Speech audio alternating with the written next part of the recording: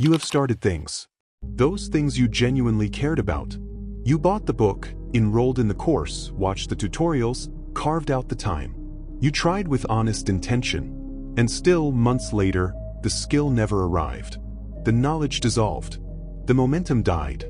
And in the silence that followed, you arrived at the cruelest conclusion a person can reach about themselves, that maybe you simply aren't built for this. That other people have something you don't. That mastery is a destination reserved for a different kind of person. But that conclusion is wrong. Not slightly wrong. Fundamentally, completely wrong. The problem was never your intelligence, your discipline, or your capacity. The problem is something invisible, a mistake so deeply embedded in the way modern people approach learning that almost no one ever stops long enough to see it. Over 2,500 years ago, Confucius opened the most important book of Eastern philosophy not with a lesson about leadership, not with a lesson about virtue, but with a single sentence about revision. His disciples, people who had studied beside him for decades and knew his mind better than anyone, chose that sentence as the very first thing a student should encounter. Learning and constantly reviewing what you have learned. Is that not a joy? Most people read that sentence and move past it. They think it's obvious. It isn't. It is, in fact, the exact opposite of how most people learn. And today, through 3 layers that science and ancient philosophy both confirm, I want to show you why. We live in the most information-rich era in all of human history. The contents of entire libraries sit inside your pocket. Every expert, every methodology, every framework humanity has ever produced is accessible within seconds. And yet, research shows that most people abandon a new skill in under 3 months. Online course completion rates sit between 3 and 10%. Most purchased books never get read past the halfway point. There is a study showing that the more learning options people have available, the less committed they become to any single one. This is the paradox of choice applied to knowledge. Abundance does not produce mastery, it produces paralysis. More information, less depth. More acquisition, less transformation. Cognitive science has a precise explanation for this, and it comes down to something researchers call the illusion of competence. When you encounter an idea and understand it on the surface, your brain registers it as complete. Case closed. Move on. The knowledge feels stored. But when you actually need to use it in a real situation, you discover it was never truly there. You recognized it. You never owned it. And the reason you never owned it is simple: you never went back.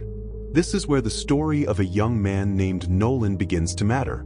Nolan was 22 years old, living in Portland, Oregon, carrying a head full of ambition and a room full of abandoned beginnings. Guitar 2 months, then silence. Programming 6 weeks, then nothing. Japanese, painting, chess, creative writing, each started with fire, each extinguished without explanation. Every time he stopped, he constructed a new theory. The timing was wrong. The method was flawed. The talent wasn't there. But late at night, alone in his quiet apartment, one question kept returning like a wound that wouldn't close. What is wrong with me? It was on one of those nights that Nolan stumbled onto a documentary about an old Japanese master named Haruto, a man who had spent 50 years in Kyoto becoming inseparable from a traditional instrument called the shamisen. Not performing virtuosity, not collecting techniques, simply present. When a journalist asked Haruto what the biggest mistake modern students make, the old man answered without hesitation. They think learning is about moving forward. True wisdom always begins by going back. Nolan paused the video. He rewound it. He listened again. And for the first time, something cracked open. What Haruto was describing is what Confucius called intellectual revision, and it is the first reason most people never master anything. Intellectual revision is not rereading a textbook before an exam. It is the deliberate practice of returning to what you believe you already understand and asking, with genuine humility, whether you truly understand it at all. Neuroscience describes what happens when we skip this step through the concept of the curse of knowledge. The more familiar something feels, the harder it becomes to learn it deeply, because your brain has already created mental shortcuts, formed premature categories, and quietly filed the subject away as known. You learn the name of something and mistake the name for the thing itself. You encounter a concept and mistake recognition for comprehension. And so the foundation never gets tested. The cracks never get found. And everything you build on top of it, every new skill, every new layer of knowledge rests on ground that was never solid. Confucius understood this when he said that revisiting what you know and discovering something new in it is the mark of a true master. The Japanese concept of Kaizen captures the same truth. Most people hear Kaizen and think it means improving 1% every day going forward. But authentic Kaizen requires honest examination of what has already been built. You cannot continuously improve what you have never honestly inspected. Going back is not regression. It is the foundation everything else depends on. The second reason people never master anything lives in the relationship between repetition and acquisition, and most people have that relationship completely backwards. In the documentary, one of Haruto's students, a young American who had moved to Japan to study under him, said something that stayed with Nolan for days. He said, "I thought training meant learning new things.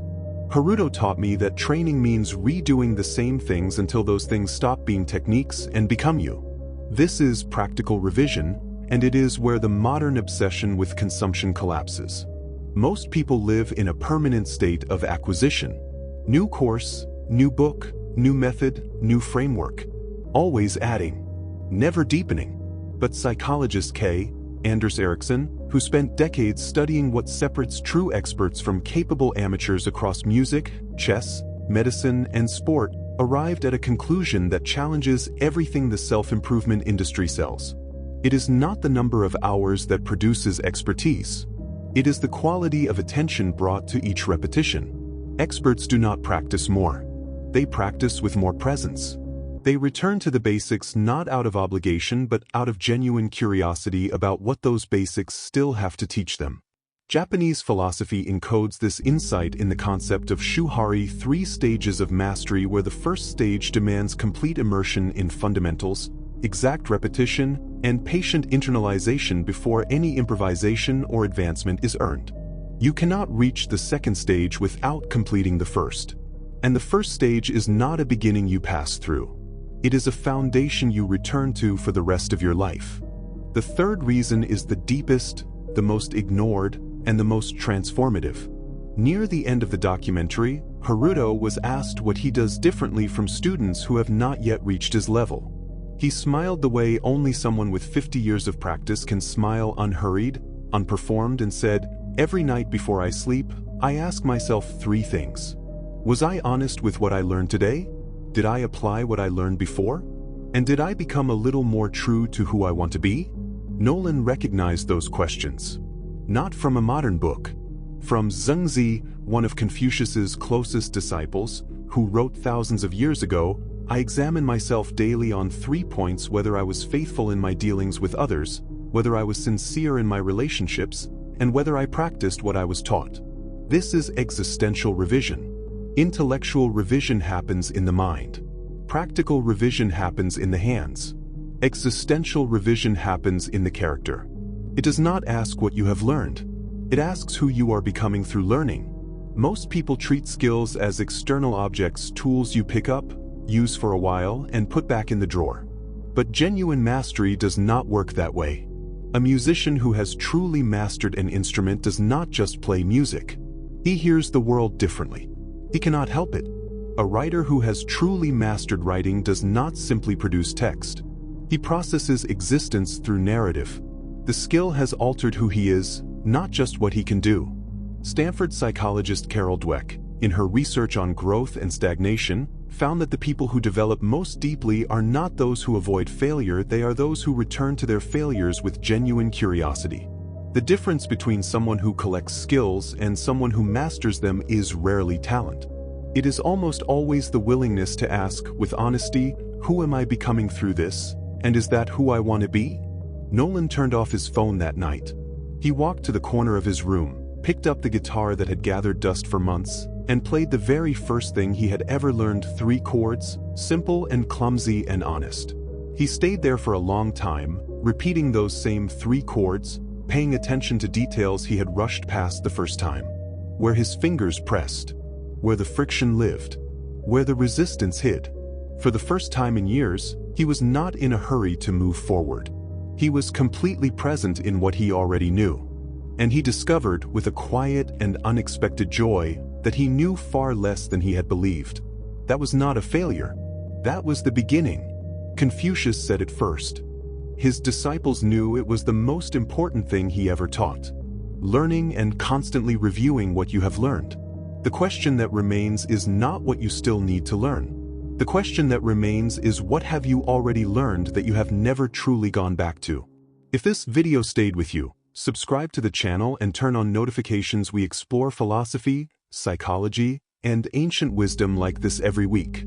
Tell me in the comments which of the three layers hit you hardest: the intellectual, the practical, or the existential.